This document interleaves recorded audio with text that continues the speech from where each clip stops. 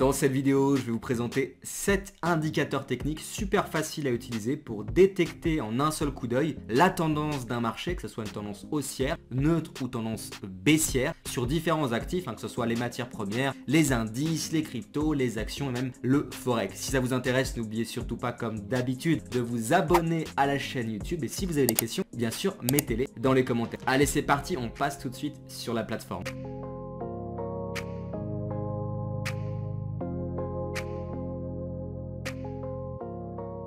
Nous voilà maintenant sur la plateforme de trading. À noter que les 7 indicateurs de tendance que je vais vous présenter sont disponibles vraiment sur toutes les plateformes ou presque, MetaTrader 4, MetaTrader 5, TradingView et Xstation.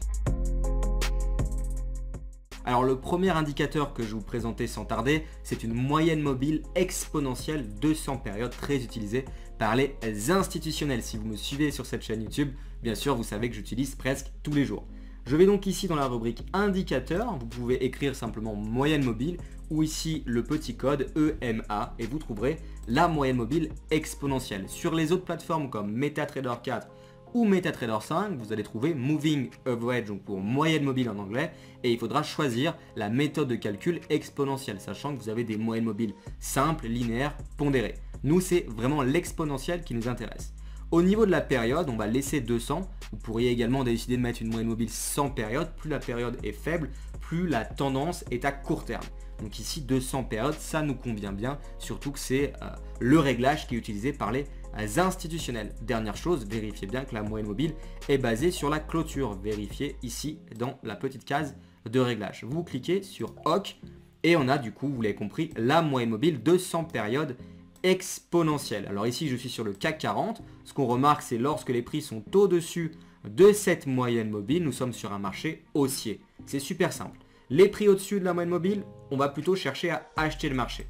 De la même manière, juste ici, nous voyons que les prix à partir de là sont vraiment en dessous sur toute cette partie-là de la moyenne mobile 200 périodes exponentielles. Donc on a un marché qui est plutôt baissier. Donc tendance baissière lorsque les prix sont en dessous, ça doit être super clair. De la même manière, on peut trouver lorsque la tendance est neutre, lorsque les prix sont grosso modo sur la moyenne mobile et surtout lorsque la moyenne mobile est plate sans avoir de vraie orientation.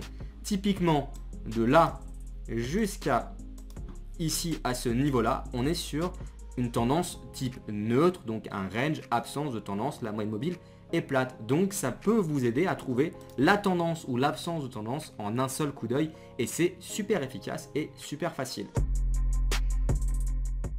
Le deuxième indicateur que je vous présentais, également très populaire, vous le connaissez tous, c'est Ichimoku. Alors j'utilise très peu pour être honnête dans mon trading, mais il a de l'intérêt pour trouver la tendance. Donc ici sur XTB, vous tapez ICH avec Xstation, sur MT4, MT5, les autres brokers, il vous suffira d'écrire Ichimoku.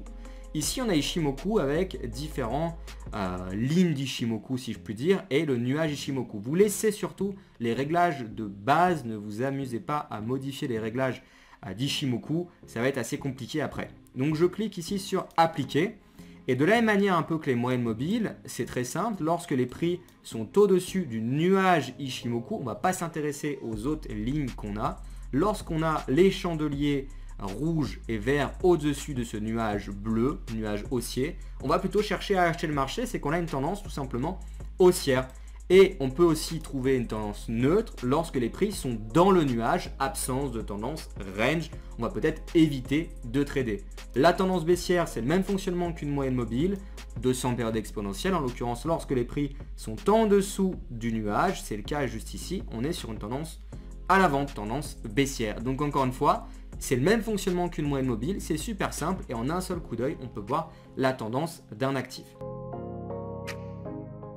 Le troisième indicateur qui est en quelque sorte un indicateur dans Ichimoku, c'est tout simplement un niveau Ichimoku, je vais vous le présenter, donc vous retapez Ichimoku, vous allez enlever la Tenkan-sen, vous allez laisser la Kijun-sen, excusez-moi pour ma prononciation, qui peut nous aider également à trouver la tendance et y voir plus clair sans forcément avoir tous les outils Ichimoku directement.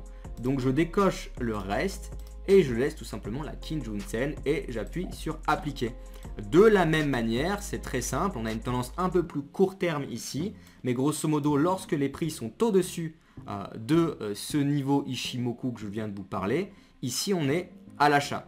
Et à l'inverse, lorsqu'on passe directement en dessous, on est plutôt à la vente. Donc c'est une tendance beaucoup plus court terme, mais force est de constater que ça fonctionne assez bien pour les tendances. De la même manière ici, on passe en dessous de cette ligne Ishimoku, j'évite de le dire pour mal le prononcer, on est, vous l'avez compris, vendeur. Et lorsqu'on est bien sûr sur cette ligne, c'est qu'on est plutôt en situation de range. Alors ce niveau Ishimoku est peut-être un petit peu plus dur à lire qu'une simple moyenne mobile et c'est une tendance beaucoup plus court terme, mais très clairement ça peut être intéressant. Le quatrième indicateur, si je ne me trompe pas, c'est le RSI que j'utilise, vous le savez, très souvent, qui peut nous permettre de trouver la tendance ou même j'allais dire le biais qu'on a, biais haussier ou biais vendeur. J'efface Ishimoku et je vous mets le RSI. Ce que vous allez faire ici pour trouver la tendance, c'est ajouter très simplement une ligne horizontale et vous allez mettre une ligne horizontale en noir si vous êtes sur un fond blanc à 50 qui représente la neutralité du RSI. Hop, je vais juste changer la couleur du texte en blanc, je clique sur OK. Très simplement ici, lorsque le RSI est au-dessus de 50%, on est sur un marché haussier. Lorsque le RSI est en dessous de 50%, on est sur un marché vendeur. En l'occurrence, ici, vous voyez qu'on est au-dessus de 50%. Donc je peux tout simplement tracer un triangle, un rectangle que je vais dupliquer juste au-dessus. Donc sur toute cette partie-là, nous sommes haussiers. Ok ? De la même manière, ici, nous sommes haussiers car nous avons le RSI au-dessus des 50%. Lorsque nous avons le RSI un petit peu comme maintenant sur les 50% ou proches, nous sommes sur un marché qui range un petit peu. A l'inverse, si je retourne dans le passé où le marché était relativement bien vendeur, typiquement ici, crise Covid sur le CAC 40, c'est très vendeur, on le voit. En l'occurrence, le RSI est bel et bien en dessous de 50%. Donc ça, vous pouvez l'utiliser en complément avec, par exemple, une moyenne mobile exponentielle 200 périodes. Donc c'est un indicateur qui peut être pertinent également pour avoir la tendance et les biais haussiers ou vendeurs, hein, tout simplement. L'autre indicateur que je voulais vous présenter pour avoir la tendance, il est très populaire également, c'est le MACD. Donc vous allez ici taper sur votre plateforme de trading MACD, vous laissez le réglage de base. Je vais supprimer bien sûr le RSI pour y voir plus clair. Je grossis un petit peu le MACD. Et là, ce qu'on va regarder, c'est ce qu'on appelle la ligne 0. Donc ça ressemble un petit peu à la neutralité du RSI. On va ici tout simplement mettre une ligne horizontale juste au milieu ici. Et très simplement, lorsque les lignes ici de la MACD sont au-dessus de 0, c'est qu'on est plutôt sur un marché haussier. Alors je vais me redécaler sur quelque chose un peu plus en temps réel. Alors là c'est un exemple qui est très pertinent. On voit ici qu'on est vraiment haussier, une belle tendance haussière de là jusqu'à maintenant, même si ça commence un petit peu à ranger, on voit un ralentissement de la tendance. Et ce qu'on peut remarquer, c'est que sur toute cette période, les MACD est bel et bien au-dessus ou presque là sur cette période de la ligne 0, donc on est sur un marché véritablement haussier et je précise que je suis sur le CAC 40 en daily, chaque bougie représente une séance de cotation et à contrario lorsque nous passons tout simplement en dessous, nous sommes sur un marché qui commence à être vendeur.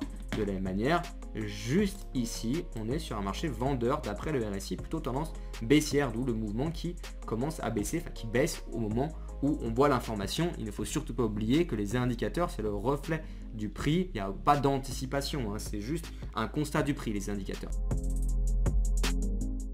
Le sixième indicateur, qui est encore une fois, à mon sens, très intéressant et c'est assez facile de voir la tendance, c'est ce qu'on appelle le parabolique SAR. Donc vous allez ici dans indicateur, vous tapez SAR parabolique et là vous allez laisser les réglages de base, c'est important. Et vous mettez ici cet indicateur. Donc là, on va avoir une tendance beaucoup plus court terme.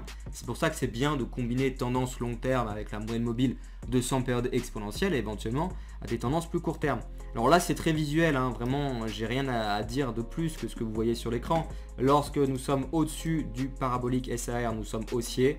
Et lorsque nous sommes tout simplement en dessous du parabolique SAR, nous sommes vendeurs, etc. etc. Alors ça ne marche pas à tous les coups, pour pas se faire piéger, mais ça vous donne quand même plus ou moins le biais haussier ou baissier, la tendance, encore une fois en complément d'autres indicateurs et d'une stratégie trading, ça peut vous aider déjà à ne pas trader dans le mauvais sens.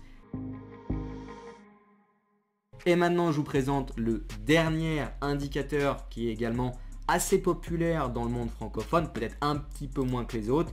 c'est tout simplement le super trend qui va également nous donner la tendance, mais plus à court terme cette fois-ci.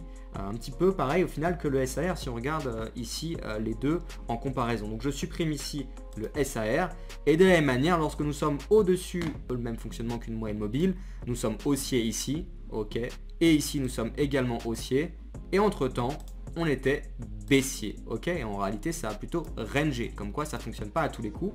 Et là à partir de maintenant on est de nouveau vendeur, ok, car nous sommes en dessous. Voilà, c'était les 7 indicateurs qui peuvent vous aider à ne pas trader dans le mauvais sens. Attention, vous pouvez les filtrer en utilisant 2 ou 3 indicateurs, évitez d'en mettre trop, ça sert strictement à rien. Utilisez un indicateur que vous trouvez pertinent et que vous savez bien utiliser et vous allez augmenter vos chances de gagner en trading à la condition d'avoir une bonne stratégie trading pour bien rentrer avec le bon timing sur le marché.